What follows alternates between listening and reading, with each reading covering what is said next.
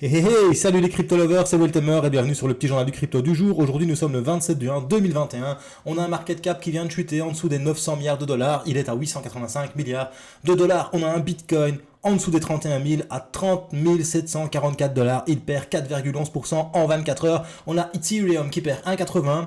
Ça va comparé au Bitcoin, il perd que la moitié et il s'échange toujours à 1281 dollars. On a le Tether, troisième position, 1 dollar, toujours le même, 1 dollar, un Tether. Polkadot, il danse pas la polka ni la rumba, comme je vous ai dit hier, il a enlevé ses chaussures. Je pensais qu'il était sur le divan, là il est à terre, 7,45% en négatif. Et il est quand même à 15,56 dollars, donc on va pas pleurer. On a le Ripple qui perd 3,32 à 0,25. Puis on a Kadeno, la petite Elawank de mon cœur qui est en train de le déchirer, de le faire saigner, 5,68% en négatif. Il perd 10,62 en 7 jours, mais s'échange toujours au-dessus des 30 dollars, des 30 centimes. Conclusion, ça va encore. Et on a le Chainlink qui perd 5,54%, mais il s'échange quand même au-dessus des 20 dollars à 21,20. N'oublie pas, si l'or est au Bitcoin, l'argent est au Bitcoin, 6,65 en moins, 124 dollars, mais bon. Ça reste toujours 124 dollars. Il y a le Bitcoin Cash qui prend quand même deux belles claques. 9,36 en moins à 3,84. Et le Binance Coin qui ne perd que 0,05%. Conclusion.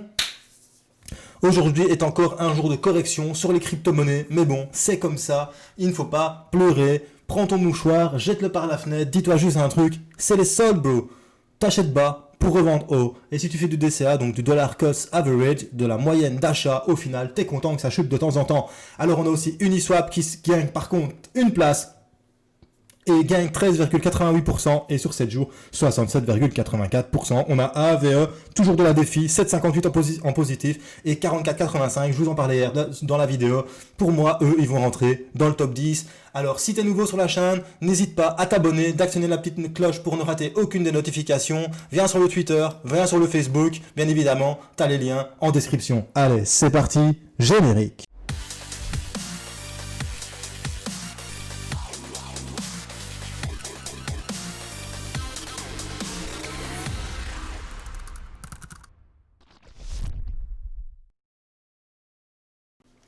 Alors, avant de commencer les petites news, on va quand même regarder le Figren Index Greed. À combien il est? Pour l'instant, on est toujours Greed, Super Greed. Il est à 78. Hier, il était à 71.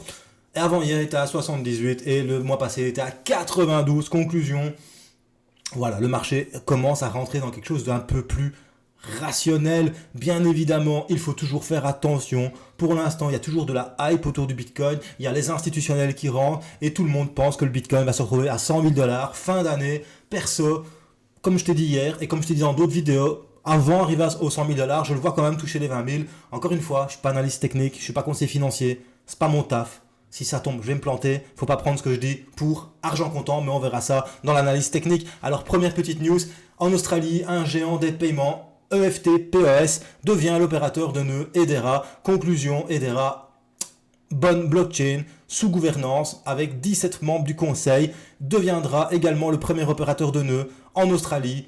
Les autres membres du conseil comprennent quand même Google, IBM, Boeing et Deutsche Telekom. Donc ça va, Hedera Protocol pour le moment, il s'en tire plutôt bien. Conclusion, Hedera, affaire à suivre, surtout sur son portfolio. Après ça, on a une société cotée en bourse qui déclare avoir acheté 150 millions de Bitcoin. Et apparemment, le Bitcoin représente plus dans son portefeuille d'actifs que le dollar. Il aurait acheté pour 150 millions de Bitcoin à peu près 31 000 dollars selon un communiqué de presse de la société Bitcoin Marathon Patent Group Investment. En achetant pour 150 millions de dollars de Bitcoin, nous avons accéléré le processus de construction de Marathon dans ce que nous pensons être le choix d'investissement de facto pour les particuliers et les institutions qui cherchent une exposition à cette nouvelle classe d'actifs. Conclusion, les institutionnels continuent d'investir massivement dans la crypto. Là, tu te dis, ouais, mais pourquoi ça chute? Pourquoi? Je vais te le montrer sur le graphe et surtout ce que moi je pense. Et là, ça va être seulement ce que Weltemer pense et pas les autres. Ça, c'est ce que moi je pense. Alors, déjà, numéro 1, dans la finance, la seule chose qui tient en compte pour le genre d'actifs que nous avons, c'est le chart. C'est le chart. Ça, c'est mon avis. Dans la finance traditionnelle, tu as l'analyse fondamentale. L'analyse fondamentale, tu analyses les fondamentaux d'une entreprise.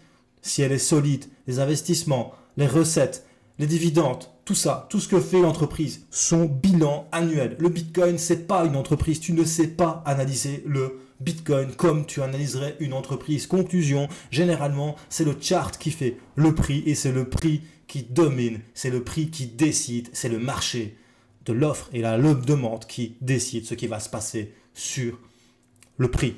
Conclusion, je te fais une petite analyse technique, vite fait, bien fait. J'ai toujours mon petit triangle. Tu vois qu'il y a eu une première cassure du support ici du triangle.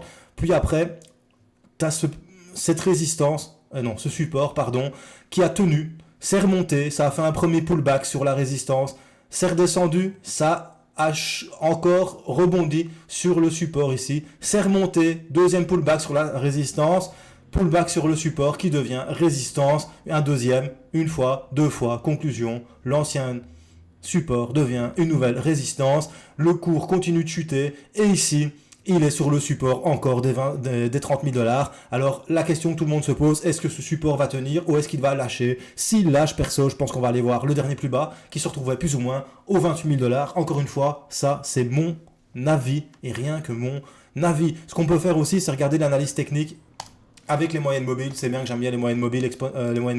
Il y a la 50, la 100 et la 200. Et tu vois qu'en 2 heures, le cours du Bitcoin c'est vraiment arrêté pile poil sur la moyenne mobile 200. Donc il y a quand même une chance. Pardon, je suis sur Ethereum. Bam bam bam. Hop, voilà. Tu vois que, donc que le cours ici, il s'est arrêté entre la moyenne mobile 100 et la 200. Il a rechuté et qu'il est vraiment en train de toucher cette base-ci. Maintenant, est-ce qu'il va venir rechercher le support du biseau? Hier, j'avais mis cette petite boîte pour voir s'il allait chercher ça. Ben non, il vient pas chercher ça. Mais par contre, on va quand même le laisser. On ne sait jamais qu'il vient chercher ça et qu'il vient le breaker. Mais en tout cas, pour l'instant, le Bitcoin, tout ce que je vois, c'est qu'il est une fois, deux fois, trois fois, quatre fois, cinq fois, sixième fois dans cette zone. S'il arrive encore à passer vers le dessus et casser cette résistance, ça peut être sympa. On peut revenir chercher les 3 paliers ici. Par contre, s'il n'y arrive pas, on peut peut-être venir chercher le plus bas ici, comme je viens de te dire. Hop, ici, là, aux 27 000 $, plus ou moins, aux 27 000, 28 000 $. Et s'il casse les 28 000 $, ben moi, je pense que c'est direction les 19 600, le dernier plus haut de l'année. Voilà, et ça, c'est encore moi, c'est mon humble avis. Pourquoi? Parce que lorsque on fait un triangle descendant, on prend sa hauteur, on vient, on fait ça, on la reporte, on vient chercher à la cassure, et plus ou moins, on arrive quelque part ici, dans la zone des 19 000 $. Encore une fois, ce n'est pas obligatoirement que ça va arriver, mais c'est ma petite théorie personnelle. Voilà, on va quand même regarder Ethereum. Pour l'instant, Ethereum s'en tire plutôt bien en H2. Pourquoi? Il vient de rebondir sur la moyenne mobile à 200 périodes. Il y a eu un golden cross entre la 50 et la 100. Du coup, ça sent bon pour le Ethereum.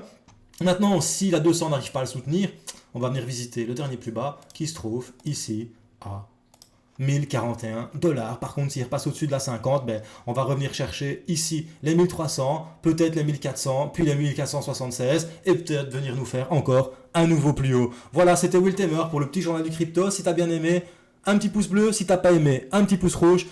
N'hésite pas à mettre des commentaires. Dis-moi un peu comment tu vois le Bitcoin, vers où il va aller, vers les 20 000, vers les 40 000. J'ai envie de savoir ce que tu en penses. Et surtout, n'oublie pas, bro, choose life, choose freedom, and choose Bitcoin. Peace.